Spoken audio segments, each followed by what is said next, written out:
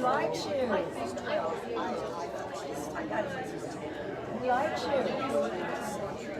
Tail wags, he likes you.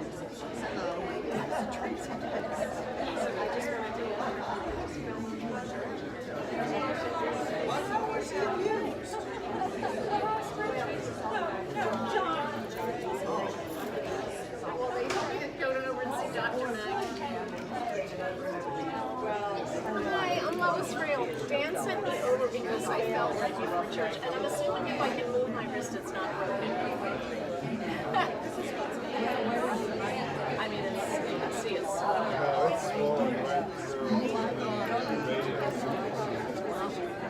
yeah, but I'm the worship assistant this morning, so I'll do it afterwards. But, I mean,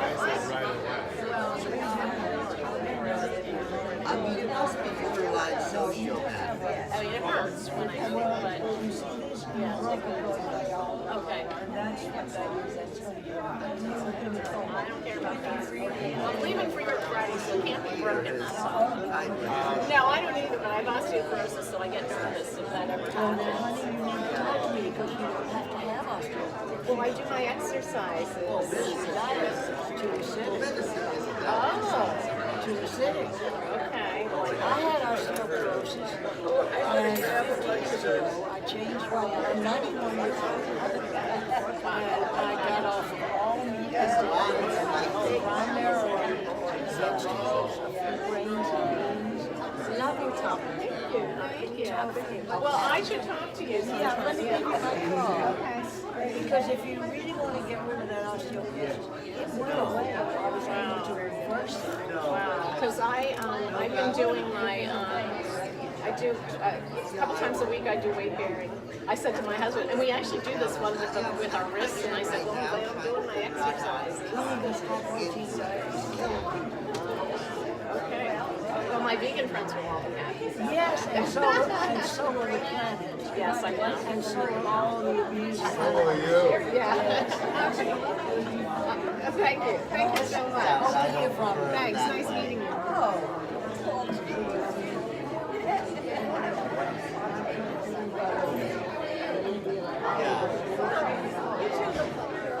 Yeah, I tried to purchase some even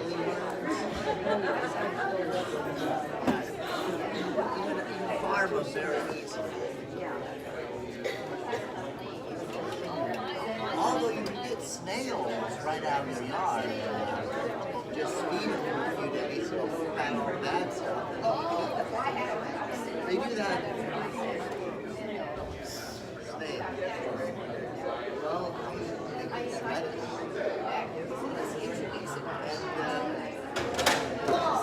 And basically, yeah. Have you ever heard of the Chef Gordon? Pretty good. Right away, you're like, since you're all six.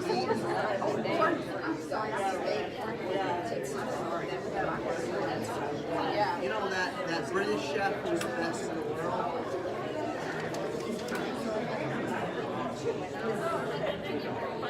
You know, the British chef is always shouting at people, like, he does these restaurant rescues.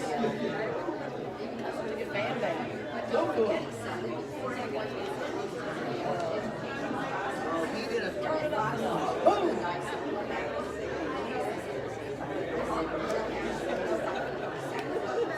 he did these special with these kids. They cut the gardens now. Basically roast them up. Yeah, I heard the same thing happening over the lake. No,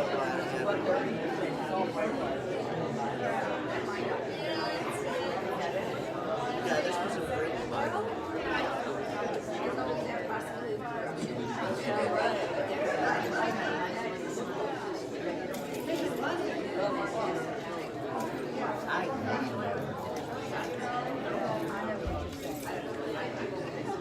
I don't hate freedom, I hate that people just poison everything. I mean, I didn't know the mayor just, poisoning the jungle.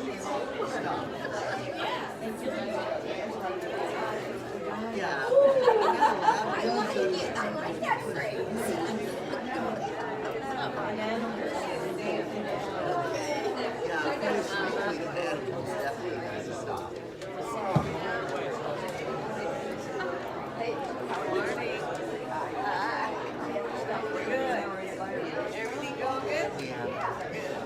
And if you want to know, been on a search for the internet, we have to stop raping animals. Yeah, that happens. Apparently there's an entire niche for that. Yeah, I was a really bad teenager. And I looked up that stuff. Oh yes, I've improved a lot. But if you never, I was a very problematic teenager. I had real problems. I was just like a psychotic. I just say, I became a hard addict at like 10 because my dad stupid me. And like a lot of things happened, it was very tragic. I'm sorry, I'm telling you too much.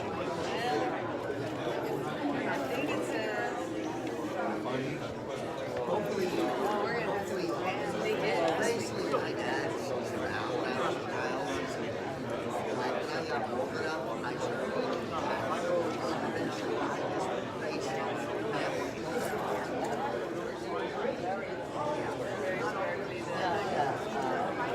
my mom was really trying to stop me. And eventually, I got to fight with her that got so bad.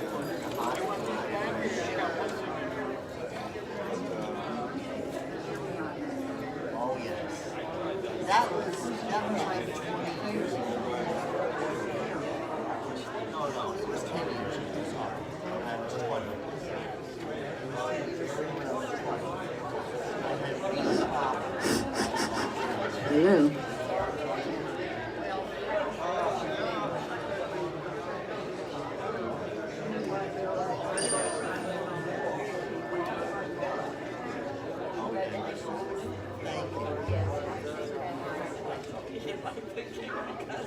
I'm sorry I brought that up.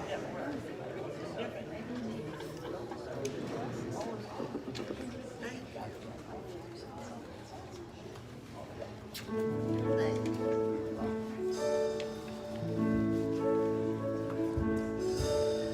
Why are there so many songs about rainbows, and what's on the other side? Rainbows are visions, but only illusions, and rainbows have nothing to hide. So we've been told, and some choose to believe it. I know they're wrong, wait and see. Someday we'll find it, the rainbow connection, the lovers, the dreamers, and me.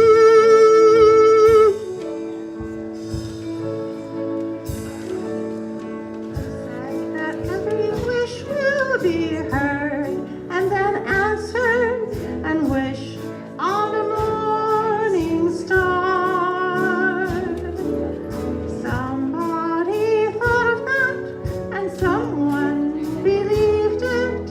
Look what it's done so far.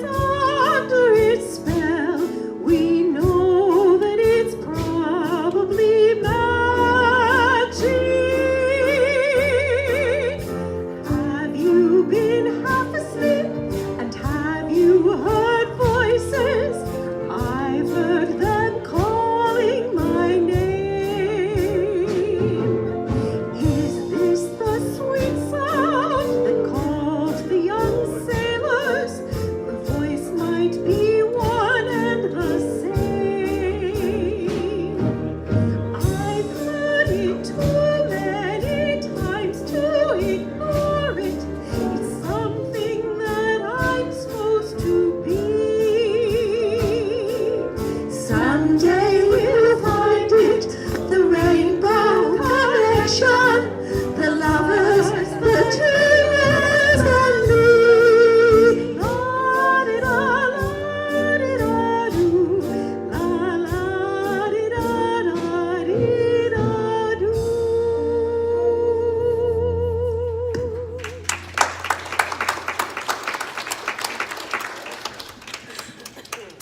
Good morning.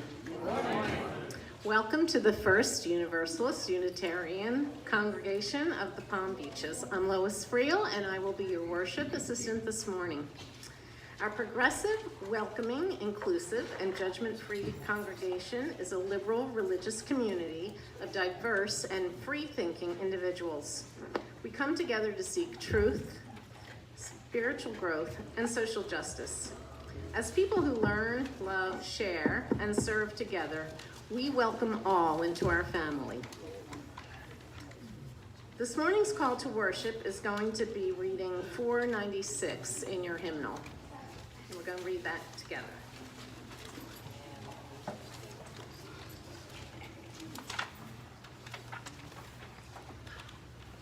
From arrogance, pompousness, and from thinking ourselves more important than we are, may some saving sense of humor liberate us. For allowing ourselves to ridicule the faith of others, may we be forgiven. From making war and calling it peace, special privilege and calling it justice, indifference and calling it tolerance, pollution and calling it progress, we may be cured. For telling ourselves and others that evil is inevitable, while good is impossible, may we stand corrected. God of our mixed up, tragic, aspiring, doubting, and insurgent lives, help us to be as good in our hearts as we always wanted to be. Amen.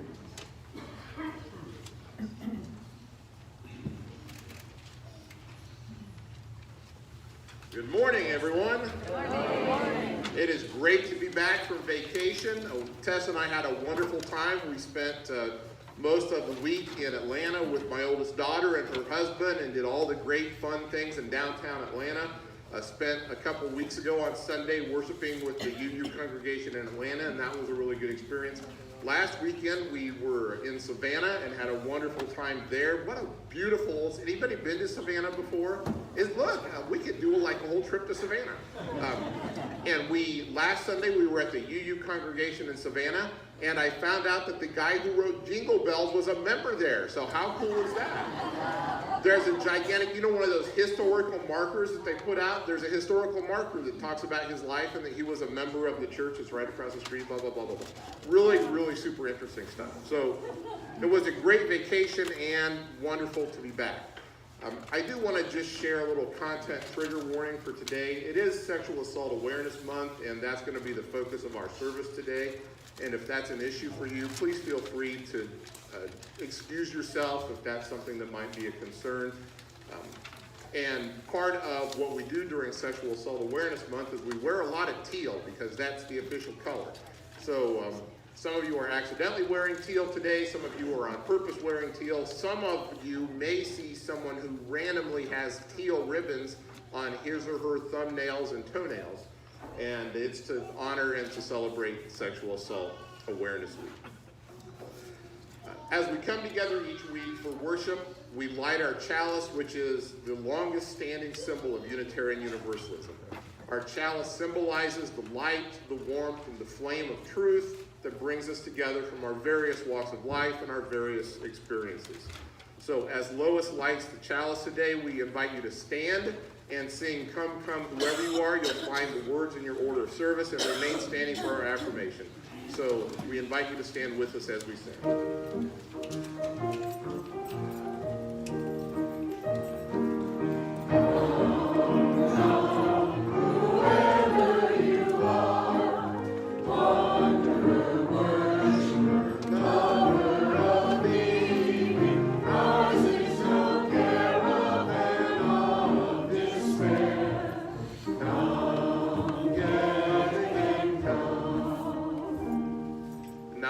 affirmation.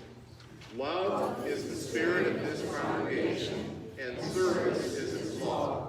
This is our great covenant, to dwell together in peace, to seek the truth in love, and to help one another. Thank you. Please be seated. For the past month or so, we've been trying something new, and that is to pass sign-in pads, and the ushers will come at this time. And all we're asking is that you just write down your name to indicate your attendance here. And if you're a visitor, if you would please put down your name and maybe some contact information, an email address, a phone number, so that we can be in contact with you and see if you'd like to learn a little bit more about us. We're promised not to put you on a lifelong spam list or robocalls or anything like that. We don't do that around here. But it also helps us to keep track of those who attend regularly. And if you're missing for a few weeks, we say, hey, wait a minute, I wonder where he's been. And then we contact you and make sure everything's okay. So this is, of course, all voluntary, but we do invite you to sign in as these pads come from the outside, and then the ushers will pick them up here in the middle aisle in a little bit of time. If you are visiting with us for the first time, we are certainly very glad to have you. And we always love to have folks come and say hi, whether you're just in town for a week or two on vacation, whether you're visiting family, or if you're looking for a congregation to be part of the community, then we certainly welcome you. And we'd love to know who you are. And so at this time, we invite you to stand and introduce yourself if you feel comfortable. If you don't mind, you can tell us your name, where you're from, and why you decided to join us today. So do we have any visitors here who would like to stand and introduce themselves? We have a microphone. Paul will bring that around so that we can all hear you. We have someone that I don't think is a first-time visitor here in front, right? Who's wanting to say hello to all of us. I saw her getting a lot of hugs earlier. Hi, I'm Julia. I'm happy to be back visiting. Big voice. I'm Julia. I'm happy to be back visiting. Hello to everybody and all the people I look forward to hopefully meeting. Thank you. Wonderful. Thank you. Any other visitors that would like to say hello to us this morning? Well, regardless, we'd invite all of you to stay around for our social hour after the service this morning. We meet in Ministers Hall, which is in the Emerson building across the parking lot behind me to the south. We have some coffee and drinks and some snacks and just a wonderful time to sit around and hang out. And so we invite you to participate in that. Speaking of forms to fill out, a few weeks ago, we passed out a green sheet to ask people what you might be interested in doing as we were talking about sharing your time, talents, and treasures. And we want to do that for a couple more weeks. And I think ushers in the back on the bottom shelf, there's a few more of those sheets. If you did not get one of those sheets or you weren't here during that time and you'd like to at least look at it, if you would please raise your hand and we'll have somebody bring you one. And what I'm doing then is I'm compiling this information to give to the various committees and groups so that we have some way to know what you might be interested in doing as far as volunteering or being involved in different things or using your talents. Who would like to get one of those that maybe didn't a few weeks ago? And the ushers will come around. There's over here, one there. Please keep your hand up, and Betsy will sprint around the sanctuary. You got on your sprinting shoes, right, Betsy? Good. During that same day, we talked about stewardship and introduced the pledge drive for the year. This is how we each year ask you to make a commitment for the coming church year, which begins on May 1st, so that we can set a budget and know exactly, or roughly anyhow, what our income will be. And I challenged us to get to 5% of our income as far as giving, and I call it the Drive for 5 by 2025. And so hopefully you have turned in your pledge already. I know we've had a pretty good response. The amount that we've had pledged is up roughly 30% or so over this time last year, so that's really, really good. Yeah, that's good. I made a crazy, crazy personal goal, not approved by the board or anyone, of $200,000 in pledges. And the board is saying, oh, you know, maybe 150 is a bit more realistic. And somebody says, oh, well, I don't know. And so let's see what we can do. I have absolute faith in our ability to support the many ministries of this congregation and our vision for growth and all the exciting things that are going on. One of the most important activities from a social justice standpoint that we're involved with is a county organization called Peace. And tomorrow night is their big meeting. It's called the Nehemiah Action. It's at the Palm Beach County Convention Center. This is not just, it's mostly churches and places of faith, but other people who are very interested in social justice issues. And the Nehemiah Action is where they invite community leaders, county commissioners, mayors, police chiefs of various law enforcement to come and hear the concerns of the group that are presented in a formal way, and it's a dialogue. Thousands and thousands of people attend. That's why it's at the convention center. Many of you are committed to come. My plan is to be there as well. And for those of us who are part of Unitarian Universalist congregations, we have these gold Side with Love shirts. I see one here. I see another one. Oh, Barbara has one on. And so if you're coming tomorrow night, please wear those if you have them. If you'd like one, I think we have a few extras we can probably get out and sell. I think they're $10 each. Is that right? During the social hour. We have tickets. It's free. You just need some tickets to get in. And Barbara will have those available as well. How many of you think that you're probably going to show up tomorrow night for that? Oh, that's fantastic. Excellent. Yeah, that's really good. If you would like to meet here to carpool, if that's convenient for you, meet here by 6. The event starts at 7, so plan ahead for that. And also, as long as we're talking about social justice issues, one of the things, if you follow the news at all, you know that our Florida State Legislature has been cramming through this bill that allows for arming of public school teachers. Exactly, right? And so we have a few very strong anti-gun violence activists who are part of our congregation.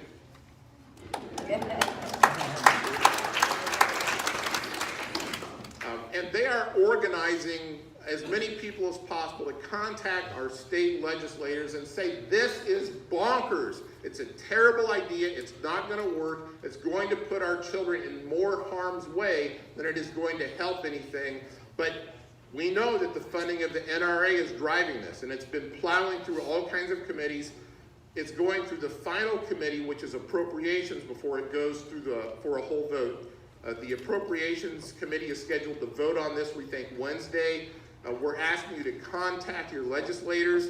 Lois will have some information that you can begin to do that, and she'll have that available in Ministers Hall during social hour as well. So this is why we are who we are. We are involved in social justice issues to try to bring justice in our world and stand up for what's right. This is a core part of our identity, and it's part of why I love who we are and what we do. Whew, that was a lot. Breathe out, breathe in. Also, I think there was a church council meeting scheduled for today, and that's not going to happen because the board met last week, and Harry decided he didn't want to meet. So, sort of like that. But the cool thing is, it's the first Sunday of the month. Who remembers what that means? Happy birthday and anniversary. Birthdays and anniversaries. I hope you've been practicing your happy birthday anniversary song, because we are going to sing that. So if you are an April birthday, or if you have an April wedding anniversary, or any other type of anniversary, we have flowers for you. So who does that include? Birthdays and anniversaries this month. Raise your hand proud. There's a few. And we have roses coming around. Let's sing our happy birthday anniversary song.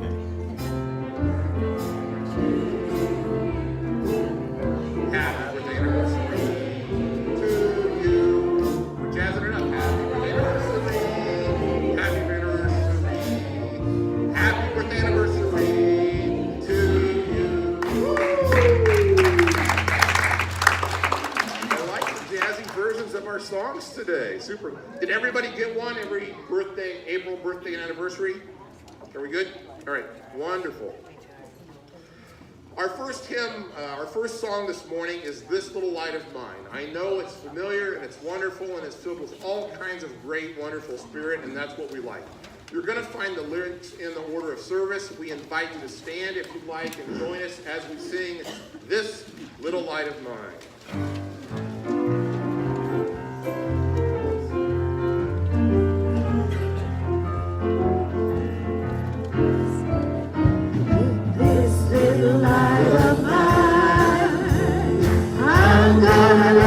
Shine, this little light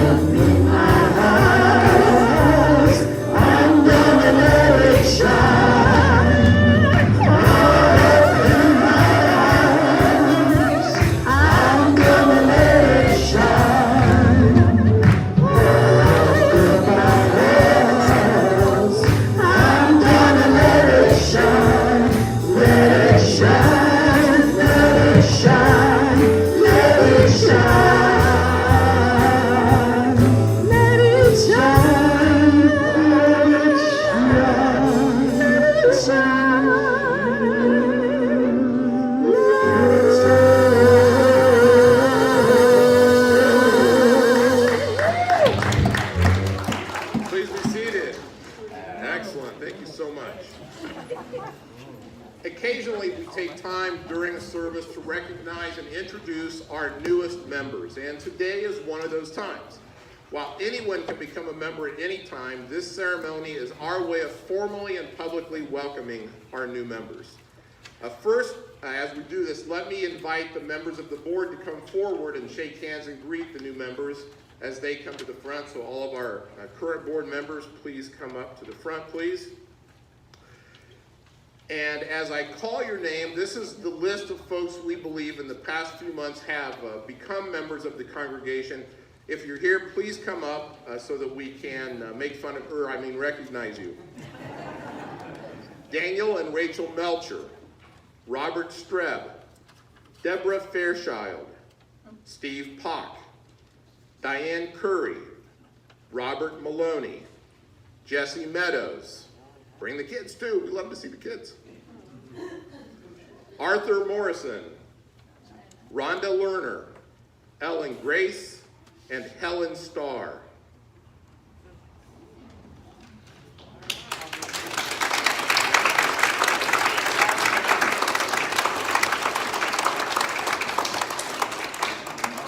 And before I forget it, we have an actual book that we like our new members to sign. It's kind of a formal way that we keep everybody's signature in case anybody gets famous and then we can sell it for $1 million. I think that's the reason we do that.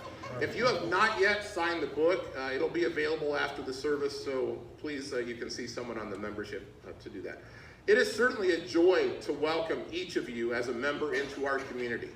Becoming a member of this congregation is an important step, but is only a first step.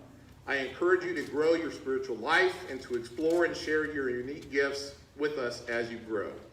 New members, will you journey with us, sharing the joys and the responsibilities as a member of the First Unitarian Universalist Congregation of the Palm Beaches? If you agree, please say, I will. I will. Members of the congregation, will you reach out to these new members of our community in friendship, including them in our activities and fellowship? Will you walk with them on their spiritual journey? Will you be open to their unique gifts and life perspectives? Will you extend a warm welcome to each of them, remembering that you were once new here as well? If so, say, I will. I will. New members, we all join our strengths, talents, and commitment with yours. You are now officially part of our village, our tribe, our family, and we are part of your journey. Keep in mind that ours is a shared ministry to help each other find meaning in life and to build a just and compassionate world, working to fulfill the vision and mission of this congregation. Let's all give our new members a round of applause.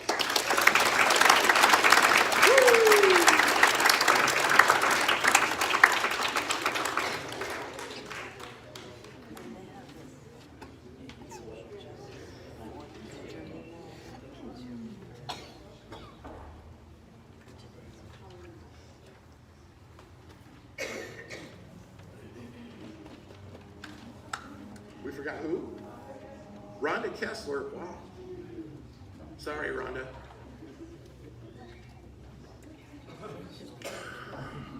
Because this is Sexual Assault Awareness Month, as I mentioned earlier, we have someone who was on staff with our county victim services team who's been attending with us over the past few months. I've asked Jen Kuipers to come and talk just a little bit about the services that the Victim Service Office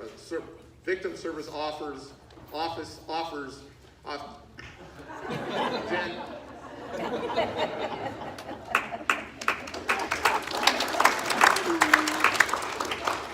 I'm going to be stuttering too because I don't like speaking in front of people. I am Jen. I do work with Palm Beach County Victim Services. We're the Certified Rape Crisis Center of Palm Beach County. We serve all victims though, so that includes domestic violence, stalking, homicide, general crime, DUI, all crimes. All of our services are free and they're not time specific, so whether or not you experienced a crime yesterday or 20 years ago, you can reach out to us and we're happy to talk with you about what we provide. That includes individual and group therapy. We provide STD and STI testing and treatment if necessary, pregnancy support and referral. We will accompany you to any legal proceeding, and we are privileged, meaning we can never be called to testify against something that you tell us. So we're really good to just call and speak with us if you have any questions or if you're considering your options, or if you just need support, our advocates are happy to meet up and get coffee or really whatever you're comfortable with. But we're here, our services are free, and you can approach me after if you have any questions. I also have some brochures and things like that. Feel free to share information out. We want everybody to know we exist. Thank you.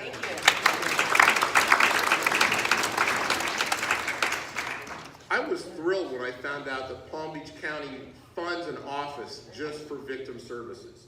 And when I moved here 3 years ago, I had some issues facing the fact that my oldest daughter had been raped in college 10 years ago because of something that happened.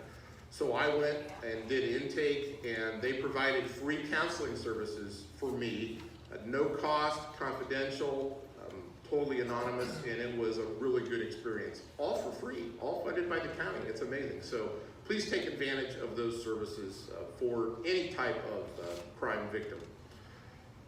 During this time, we'd like to turn our attention to having a moment of silence and lighting candles. First of all, I'd like to say thanks to Sam Irwin and Amy Stauber who decorated the table. Again, this past week, it's gorgeous, and they tell me that the grass that's on there isn't going to burn or melt, so I have to trust them on that. But at this time, we invite you to take a moment to be silent for just a minute, to silence your heart, your mind, your soul, to think about what's been happening in your life, in your world, whether those are concerns or problems, whether they're joys and celebrations. This is a time to bring all of these to the table. And after a moment, when Paylin begins playing the piano again, we invite you to come to the candle table and to light a candle in honor and memory, in celebration, as you lift your concerns and share your joys with the universe. Let's have a moment of silence now.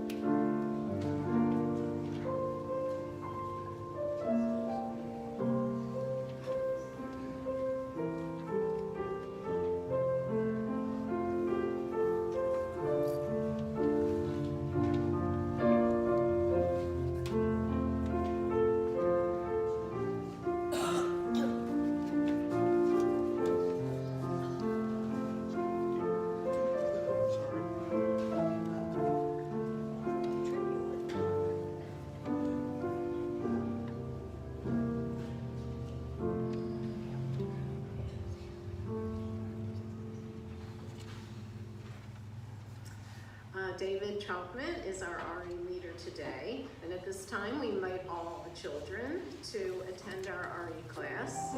Please come and join David as we sing and as they walk out.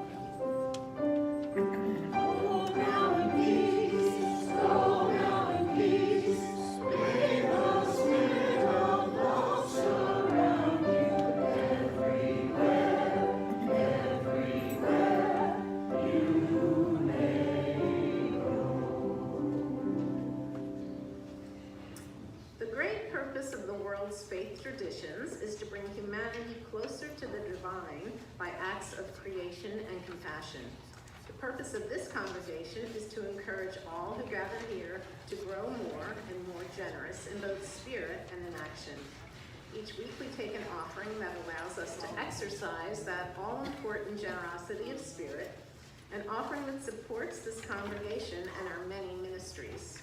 If you prefer, you can give electronically through our website. And each week we also collect non-perishables for our local food bank, and you can put them in the large basket right up front. If you are visiting with us today, please do not feel obligated to give. Your presence is gift enough for us. As the ushers come forward to pass the baskets, your donations will be most gratefully received.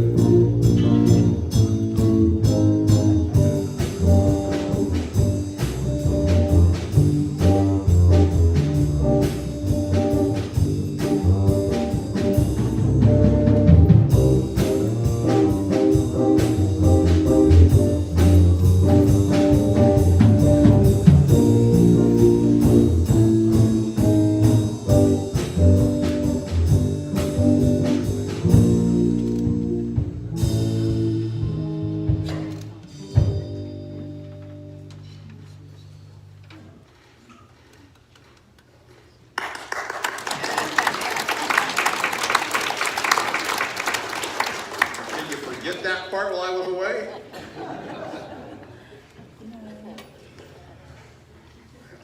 Last year, I had invited Sharon Dougherty to come and talk about her experience with childhood rape. She actually runs an aspect of the sexual assault unit for the county. And I had several of you come and talk to me in the weeks after that to say that story is not unlike mine. And I've dealt with it, or I haven't dealt with it, or I bury it, or I'd rather not deal with it. And so this year, I talked with Sharon a few months ago and said I'd really love to find a speaker who has a story of childhood sexual abuse or early sexual abuse, and then dealing with that later in life. And she said, I think I have just a person. She got me in contact with award-winning Palm Beach Post reporter Pat Beal, who I met with, and we chatted and got to know each other, and it was wonderful, and she graciously agreed to come and share with us today. Her bio you can find in the order of service, and I know that she is much more comfortable in front of a keyboard than she is a microphone, so I'm very, very glad, Pat, that you've agreed to come. Let's give Pat a warm welcome.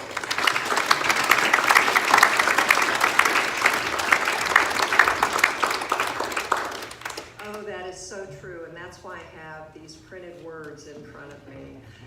And also because I found that when I speak on this issue, you know, it's like the soul wants to share, the heart gets afraid and the mind stops.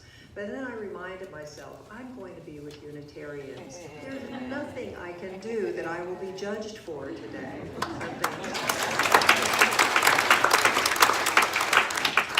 I've been thinking since I had coffee with Reverend Dan about the power of bearing witness in the world and what that means to somebody like myself who was sexually abused as a child. Because it was going to be decades before I found someone who was willing to bear witness to the terrible truths of my childhood. And because it took so very long, it also took decades to unlock this terrible shame that went along with it, because nothing that the abusers did to me was as bad as I did to myself afterwards, and what society had encouraged me to do to myself. And so your willingness to be here today, your willingness to hear as well as listen, and to see as well as look, and to share the burden of this terrible, unwelcome truth with me, this is really an act of grace that you give to me in the life of someone who's been sexually abused, whether it's me or someone else.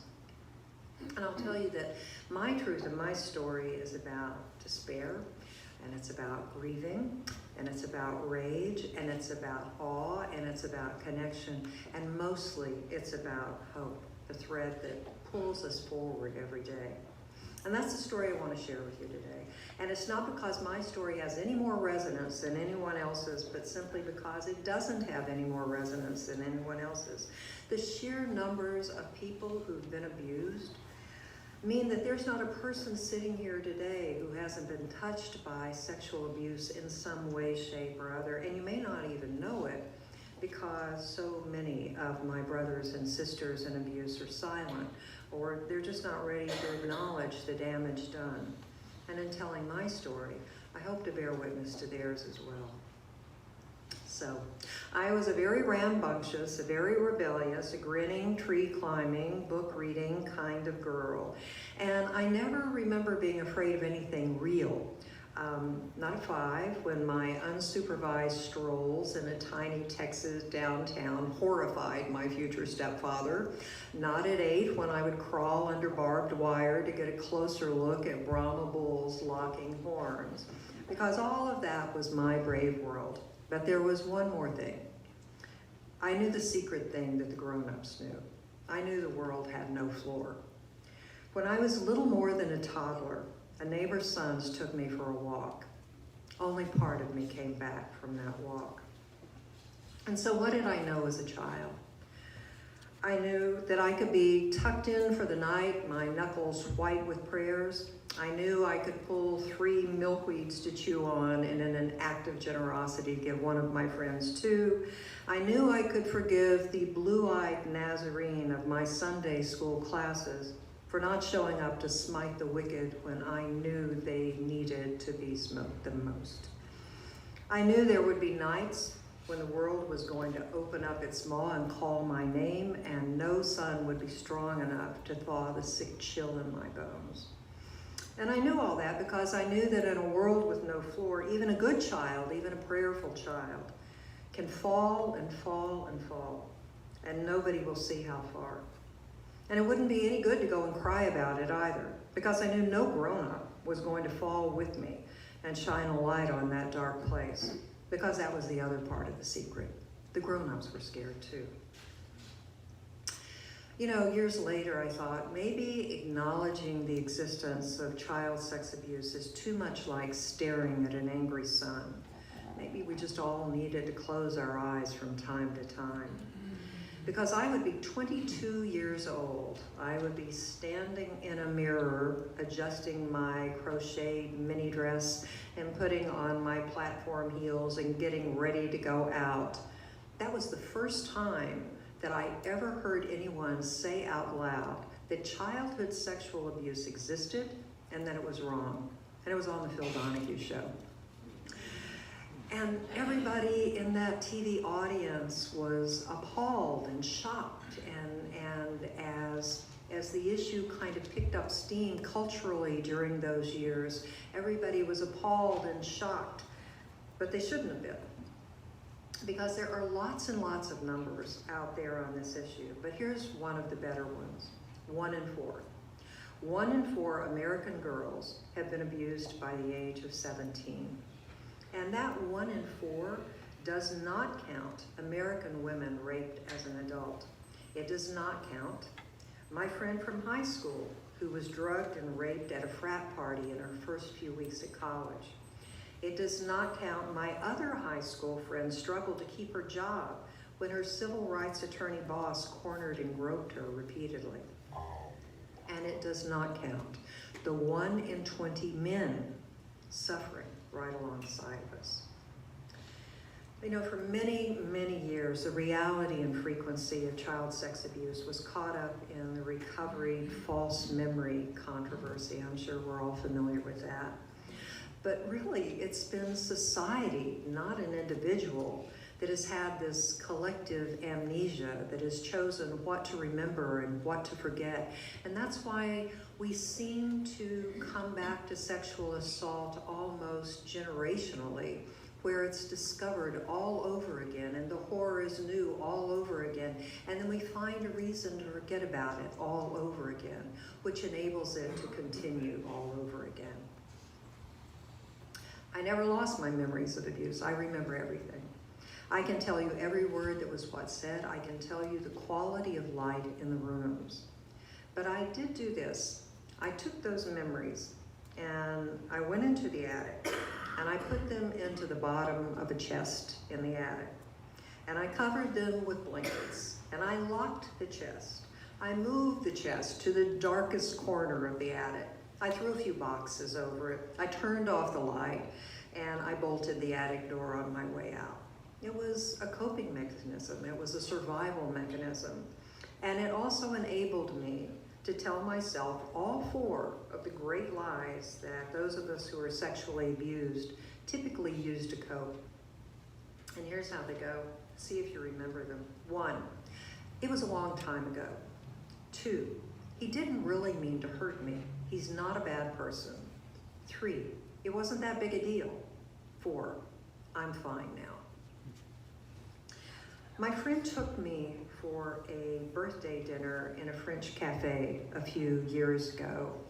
And I'm not sure why. Maybe it's because we had known each other for so long. Maybe it was because at the age of 50, I was just beginning to be willing to acknowledge what was done to me and the impact. And maybe it's because I really don't drink very much and I'd had a couple of glasses of wine. Whatever the reason, I told her a little bit about my sexual abuse, and I mean just this much about my sexual abuse. And I want to tell you about my friend, who is a warm and loving person. We'd known each other since high school. We had gossiped together. We had borrowed each other's clothes. We had negotiated marriages, childbirth, and we had negotiated second husbands. And we had done it all together in a loving and sisterly way. And when I talked to her about my abuse, just a little bit, she started talking a little too quickly about someone she knew, a teenage girl, who had probably faked an accusation of sexual abuse. And she started having trouble making eye contact. And she didn't ask me a single question. There's a prosecuting attorney who was interviewed once, a prosecuting attorney who specialized in child sex abuse cases. And she was asked, what is the hardest part of your job? And I think most of us would think, well, it's hearing the stories of the children, right? It wasn't. She said it was getting jurors past their sometimes desperate desire to hang on to the world of their understanding, a world where none of this could happen. And that's why I wasn't angry with my friend, because the grown-ups are scared too. And yet, when I relocated to Palm Beach County from Orange County, I had read enough Carl Hiaasen novels to be sure there would be an abundance of 2 medical professions: plastic surgeons and really good psychiatrists. So I went therapist shopping. And so the first therapist that I had a preliminary interview with because I'm shopping, right? And we sit down and we talk, and I tell him a little bit of my story. He tells me a little bit about his qualifications, and because really these are interviews to find out, can we establish a healing relationship? And toward the end of the session, he says, you know, I think we can work on this, and I think we can work on this. And of course we would deal with the abuse, assuming that it ever really happened. And for this, I blame Sigmund Freud. And people tell me I'm really hard on Freud, but let me tell you the story and you can come to your own conclusion.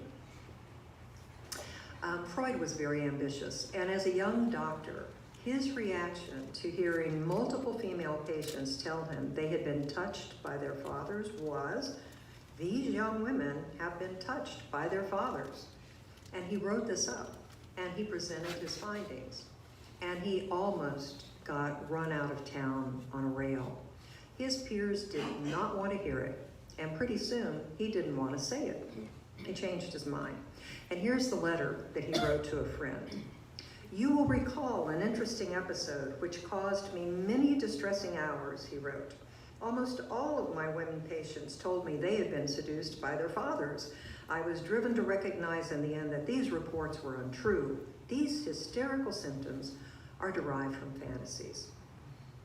It was a legacy decision on his part, because for decades afterwards, women and men would be coming to therapists, psychoanalysts, and other types of therapists, and they might be anguished over familial abuse, and they would be met with flat denial.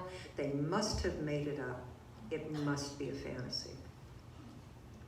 Well, I kept therapist shopping, and so I sat down with another therapist, and we talked. I told her a little bit about my story, and she told me about, you know, her qualifications. And at the end of this job interview, you know, she said, well, you know, I think we could work on this, and I might be able to help you with this. And as for the child abuse, it really happened quite a long time ago. Do you really believe it affects your life now? And yeah. And so I started thinking of the ways that it affected my life, because they're not always terribly obvious. It's played a role in how many skirts I have in my closet.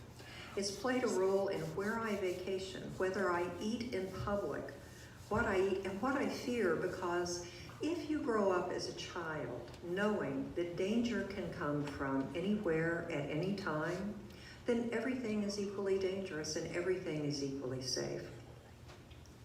So as we mentioned, I'm a reporter.